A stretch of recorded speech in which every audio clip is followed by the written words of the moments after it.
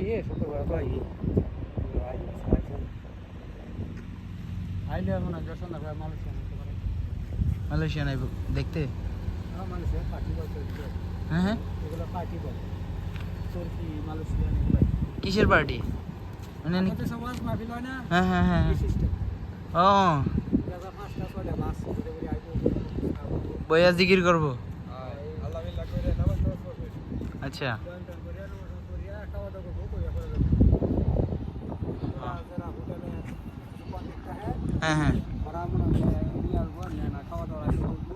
আচ্ছা করে মনে হয় যে সময়টা না কাটাইয়া হ্যাঁ, তারপর আমরা পেশা নামাজ পড়িয়া বা মাগরিবের নামাজ পড়িয়া করে যাবো। আমরা যাবো গা।